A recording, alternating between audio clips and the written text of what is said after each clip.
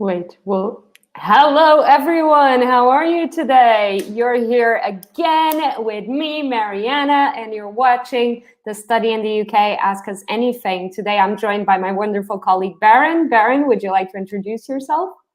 Yeah, sure. Hi, everyone. My name is Baron Ibrahim, and I'm from Indonesia. I am a student advisor at OK Student. I've been working with OK Student in the last couple of months, and it's been really enjoyable. And and yeah, if you guys have any questions, feel free to ask us, and we will be happy to answer any questions you guys have. Exactly. Like Baron just said, we're answering all of your questions today about studying in the UK. So don't forget to comment below and we'll answer them live on this chat. So I also want to say that if you do want to come and study in the UK, don't forget to send us an email through info@okstudent.co.uk or send us your details through okstudent.com/book a meeting. So, Baron, I want to ask you, Yeah. you have an amazing story about how you came to the UK. Do you want to tell us kind of everything that you've done since you got to the UK and how long you've been here? Yeah. Obviously, I landed in Manchester. I remember the day, 30th September 2014.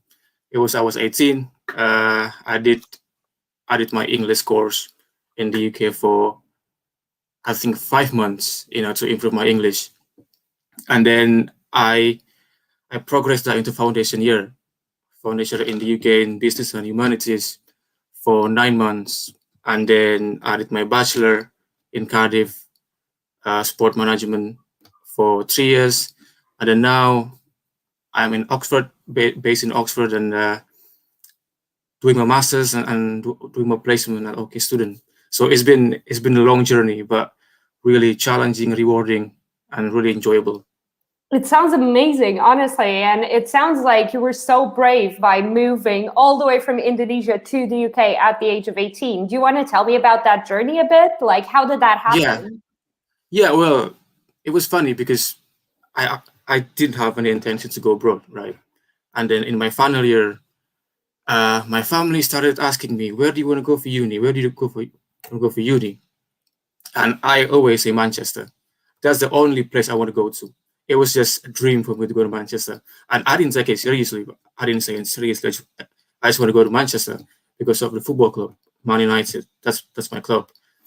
And then uh, and then suddenly one day, my dad came up to me and then gave me you go and offer from into Manchester, which is a college in Manchester. So I was really surprised then, and I didn't think it was real.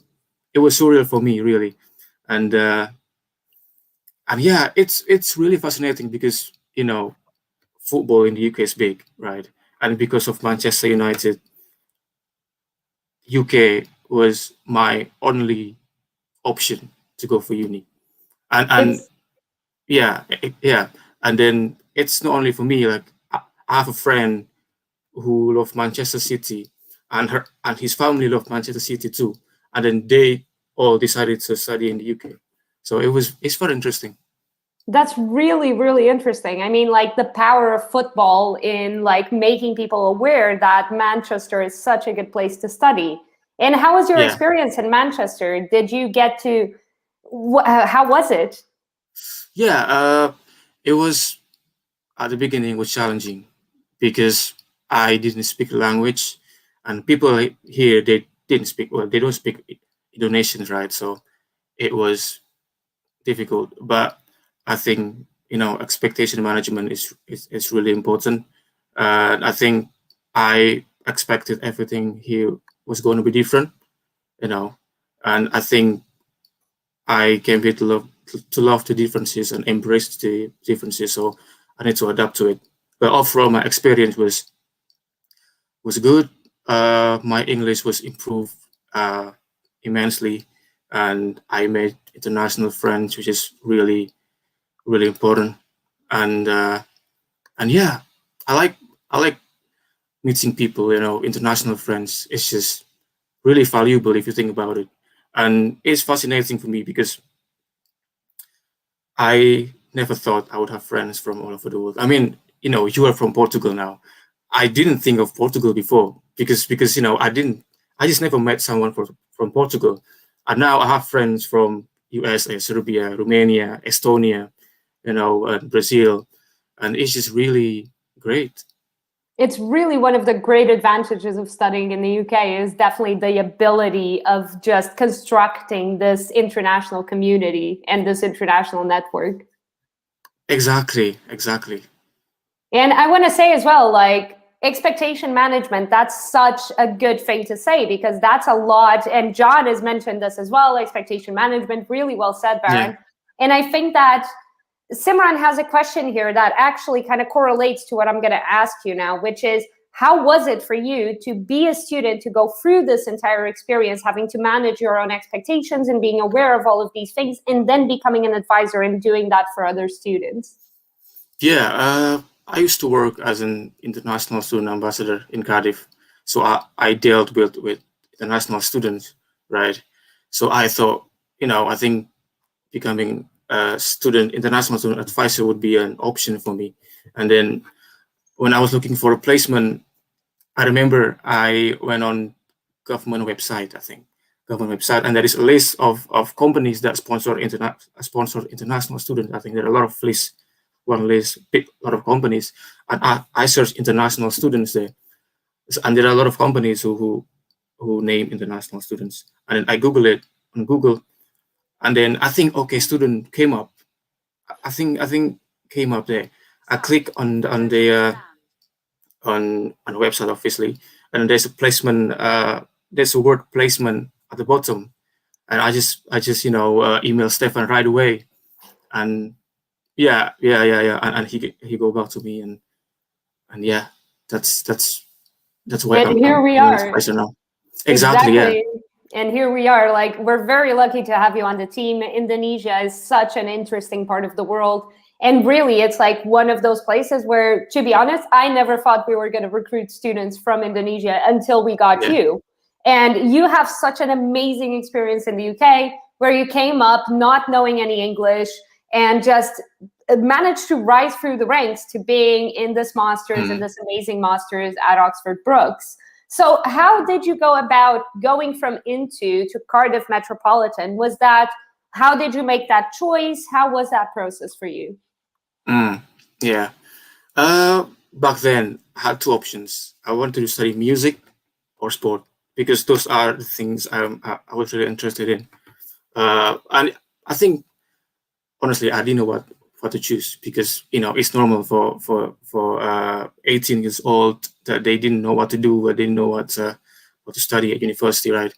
So I remember the moment when I went to this university fair just in front of me to Manchester, and then I met a Cardiff Met representative there, and then we talk about sport in Cardiff Met, and then I found the prospectus was really interesting, and then the Cardiff Met kit was really good, and then the facilities were amazing. So that's basically why I decided. And then I don't know the name of Cardiff, because I'm a football fan and I know Cardiff City. I was like, okay, there's a football club there. So I look at the website and I think it looked great. I look at the modules as well. So that's why I decided Cardiff Met from Into. So you've basically been choosing your universities based on the football clubs as well. That's really interesting. And we touched on this earlier, of like how the power of football was so important to your story and how it made you come to the UK in the beginning and choose Cardiff Met. Yeah, I mean, as a football fan, I think we know that England or the UK is huge for football. There's no doubt about that. It's really big, and the biggest clubs in the world are in the UK. So that's why a lot of people come to the UK to study based on the their favorite football club that they Exactly. like. So yeah. So guys, don't forget, if you're looking to study sports or football in the UK, OK Student does have a few partners that are really focused on football and a lot of partners that are great at sports. So if you're interested in coming to the UK and study, send us an email at info@okstudent.co.uk. or send us your details through okstudent.com/book a meeting. So I have a question here from Joanna asking, what would you say to any international student moving to the UK now? Interesting. Yeah.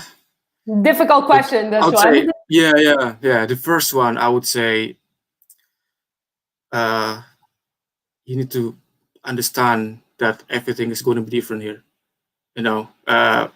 From my experience, the language is different, the people is different, the culture is different. I would say the way people think is different, and the food is different, the weather is different. Everything, the clothes different. Like I've never worn a coat, like big coat in Indonesia because we don't have winter, for example. So housing is different. Everything is different. So I think as an international student, we need to come to the UK and love and embrace the differences and get on with it, get used to it. Because I think that's like the challenge. The challenge is there. So it's important for you to embrace it, and that's the first one. The second one would be make friends, make international friends, make some good friends that you can tell your story to. It's really important. I think we need people to have conversations with. The real conversations, not just how are you, how was your day, how was your food, and all that stuff. Real conversations, and I think one of the reasons why international students feel homesick or culture shock is because I think partly because they don't have people to talk to. I think I might be wrong, but that's what I think.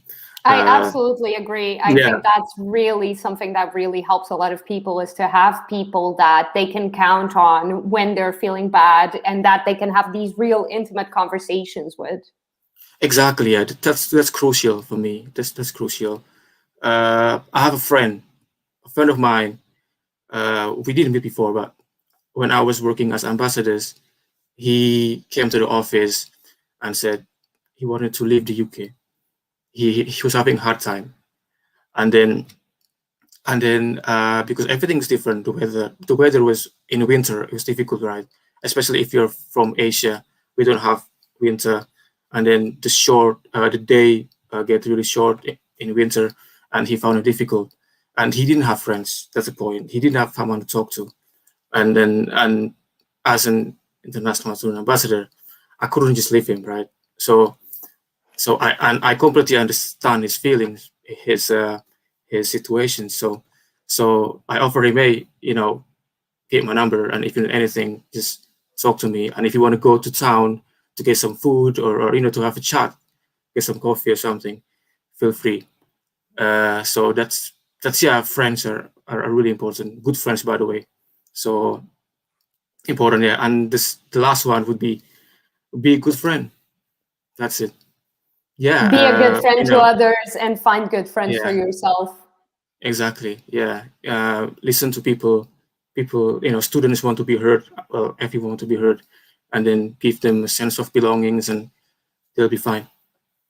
Absolutely. I fully agree. I think you mentioned a lot of important things here, especially the things around culture shock. And I really wanted to ask you, how was it for you coming into the UK when you were 18 without really talking the language? You mentioned a lot of things here that might create cultural shock. What was the thing for you that you noticed immediately when you got off the plane and you started living your life in the UK? What was the one thing that you would say was really shocking to you?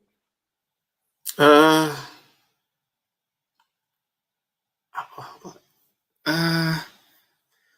food, maybe.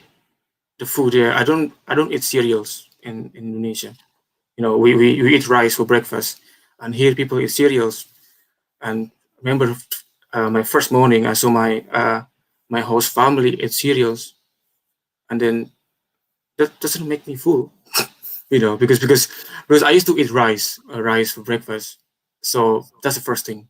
Yeah, I'll say that's the first thing. And the weather, definitely the weather, because it was in September. It was a bit cold for me, because I never experienced that coldness. So Exactly. You were just saying that you had never worn like a really big jacket when yeah, you were in exactly. Indonesia. So I'm assuming that like the weather was such a huge shock as well. Yeah, You started this amazing narrative as well in the beginning where you were like, I remember the day, and I could imagine you jumping off the plane in Manchester, it being raining and dark, and just it must have been such a shock. And I'm really impressed mm, that like you've managed to come from that to actually staying in the country for so long and adapt to this, because I think that that's really the thing here is like people need to adapt to this, and people need to actually, especially international students, to really get good friends and be able to be in contact with people. yeah, yeah. Friends are just really valuable, especially we are away from family, right? We're away from our close friends in our country. So we need to understand that we need each other here. Exactly. So, in talking about friends, I have a question here from Simran asking if you have or did you have any Indian friends while you were Oh, studying? oh, definitely. My what? My ex housemate, flatmate was Indians. There were a few of them. North Indian, South Indian. I don't know if there's East Indian or West Indian, but yeah, I do have some friends from India, and they are nice people, by the way. So I really Perfect. appreciate them. Fantastic. So I have another question here from Simran that I'm actually really curious about, because we've been talking a lot about the pandemic. COVID is all we talk about. So one of the questions here is, did your university support you in this pandemic, and how did they do that? Well, I think they do, yeah. Like whenever I go to library, for example, there is a signs and there's a lot of hand sanitizer around. So they want you to feel safe at the university, and they always tell tell me about I need to wear a mask on, and we all need to wear a mask in the library. Sometimes can be a bit annoying, but it's how it is. They want us to feel safe.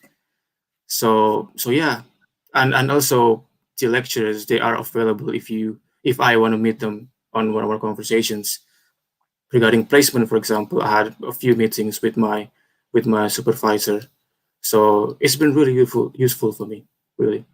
That's great. That's great. I'm glad you're feeling safe on campus, and that you recently moved houses in Oxford as well. So you spent the entire pandemic in Oxford. Is that right? Yeah, yeah, in Oxford since last year, and yeah, it's been okay so far. That's good. That's good, because basically you've lived in more cities in the UK than most people, than most international students. So to count, you lived in Manchester when you arrived, and then Yeah. you moved to Cardiff, and now you've moved to Oxford. So out of these three, which one did you like the best? Oh, that's Competition, a bit of yeah, that's competition. that's difficult. I would say the city. I would say Cardiff is the best one in the of the city. I think Cardiff it's really it's capital city of Wales, right? It's compact. It's not a big city. It's really compact, and it has everything. That's really great. And I like the castle. There's great castle in the city center, and then there is a Cardiff Bay, which I love. Cardiff Bay. It's just nice to have water, and it's amazing there. But in terms of sports, I would say Manchester. There's no doubt about that. Sports entertainment, I would say Manchester because of Man United, uh, my club. But in terms of networking, Oxford, it's just great, really, because there are a few universities in Oxford, right? Oxford University, one of the best university in the world, and we have Oxford Brookes, and there is one more university, like Chinese University here. So to be able to hang out with people from different universities and also Oxford universities is just great for networking. Exactly, I can imagine, because basically I lived in Cambridge as well, Mm, so one of the Oxbridge sort of towns, and that's one yeah, of the things that I felt was Cambridge was a great place to network, mainly because you not only have Cambridge University, but also Anglia Ruskin University. They're both amazing universities, obviously, in their own merits. yeah, And really, it was just such a good place to be able to network, and I'm sure that that's one of the advantages of Oxford. yeah, definitely. I agree with that. I love that you've given me basically three things that you really liked about those cities as well. So Cardiff, best city, fantastic Mhm, city for all of the beauty that it contains. mhm. Yeah, Manchester for the sports and entertainment, and then Oxford for the networking. yes, yeah. So, But but I love all of yeah, them, go by the way. ahead. You No, love, I just sorry? want to. I love all of them, by the way. So it just has different characteristics and yeah. Exactly. They're full on completely different cities. So my question now is, why did you move from Cardiff to Oxford? Why did I move to Cardiff from Oxford? It's because the university, really, because I knew that I want to do masters with a placement year, right? That's the goal. I only want to masters with a placement year, and then I found Oxford Brookes. They do course in marketing and brand management with a placement year because, well, why I chose marketing and brand management because in my in my final year my dissertation was about like brand loyalty, brand management, and that stuff. So I thought it would be great for me to deepen my knowledge in the brand management itself. So that's why I chose Oxford Brookes. So because of the course and the placement year. Perfect. So, do you want to explain briefly what a placement year is for everyone who's listening to us that might Mm. not know what it is? So placement year is you get it depends. There is a long year placement which is 12 months or 52 weeks in my case, or there is short placement maybe 3 months, 6 months. It depends on the university. So it's basically to get experience in the industry based on what you study. So, and I think placement is really important, really. So, it's like a paid internship in a sense. It must be paid. Yeah, definitely, it must be paid. Uh, so I think it's really great to get experience in the industry, and that makes you stand out in the future. Because these days it's really competitive. This world is really competitive, right? So you got to be up there and get experience and learn new things and compete with everyone. Exactly. And especially international students who are looking to study in the UK, it's definitely such Mm, a great way to really boost your CV just by doing 1 year of industry work. Um, exactly. Yeah. So I have a question here from Simran that actually really correlates to what we're talking about, which is the post-study work visa. So do you want to explain briefly what this post-study Yeah. work visa is? So the post-study work visa is basically a visa that allows you to stay in the UK for 2 years after your graduation or after you finish your course, basically. So it allows you to stay to work or look for work for 2 years, and you don't need any sponsorship. No one needs to sponsor you. You don't need to prove any financial evidence. So it's basically you just need to apply and pay for the uh, I think immigration health surcharge and the application fee, and then apply for it. And then if you pass I would say the check or the check, and then you'll be fine and you'll get it. That's perfect. So basically, if a student does a placement year and they ask for their post-study work visa, they can get up to 3 years of working experience in the UK.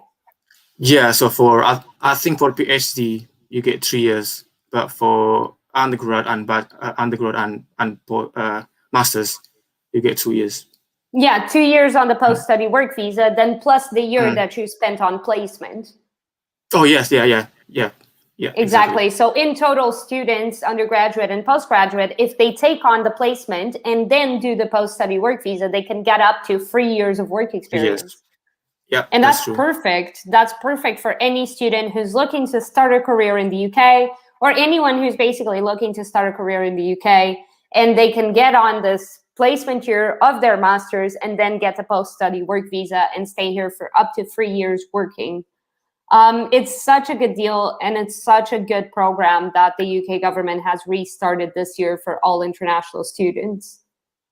It's really good. I mean, if you look back to 2012, before it got deleted, there were a lot of interest from international students, and I think it is predicted that the number of international students will increase because of the PSW. And I think the UK government, I think they do have a goal to attract 600,000 by 2030. And then the way they do that is by promoting PSW. So I think it's great thing to attract international students. Exactly. So what would you say, or I want to talk about the benefits of studying in the UK for Indonesian students now specifically, is what would you say are the main benefits of an Indonesian student coming to study in the UK? First of all, I would say you will grow as an individual, personal development. I think that's one of the most important thing, right? You come here, as I said before, away from family, friends, and you need to do your own things on your own, and you need to adapt to the new situations, and you need to manage your time, do your dishes, clean your room, and clear the bin out, buy groceries and all those things, and you will experience rejections, conflict and everything. And those experiences, by the way, help you to be a better person, right? If you get rejected by a company, for example, then I think it leads to become more resilient as well. Absolutely. Right? Because you will apply for jobs, you'll get rejected. Sometimes you get rejected by I don't know, your crush, for example. That happens, right? During university, that thing happens. So that's personal development is the first one for me. The second one would be international friends. There's no doubt about that. International friends. It's great to have friends from all over the world. It's good for networking as well. If you wanna, for example, if you wanna go to their countries, you can just call them, for example. And for example, if you, Mariana, want to go to Indonesia, you can just call me, and Baron help me with translator. I'll be happy with that. So that's perfect. International friends. I'm gonna consider going to Indonesia now, like just because of that. I'm gonna start considering going. Definitely, yeah. Bali is waiting for you guys, and for you guys who's watching as well. That's perfect. And the UK is waiting for every single Indonesian student to come over to university in the UK. So don't forget, guys, if you want to come and study in the UK, send us an email at info@okstudent.co.uk or send us your details through okstudent.com/book a meeting. So, Baron.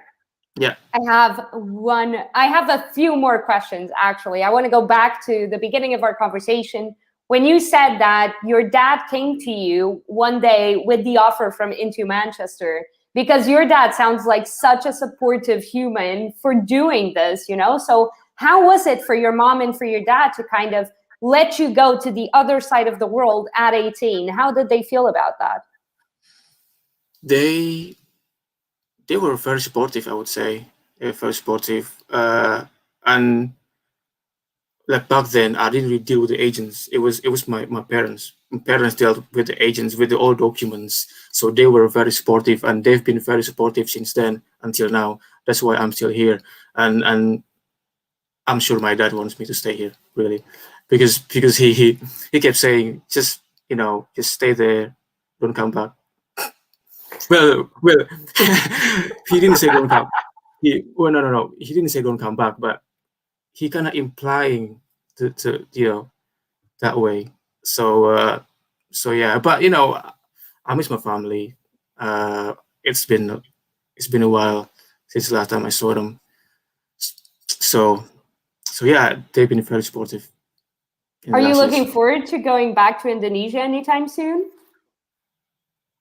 Yeah, if it's possible, I would love to go back this year, really. But it depends on the situation now. Maybe in the summer, if possible. Yeah, because last time I saw my family was in 2019. Last time I went home was 2018. So in 2019, they came to Cardiff for my graduation. So that's the last time I saw them. That sounds really difficult, but as you were saying, it's all about personal growth, and it's about that resilience as well, and that grit and that perseverance of being able to do these amazing things for yourself.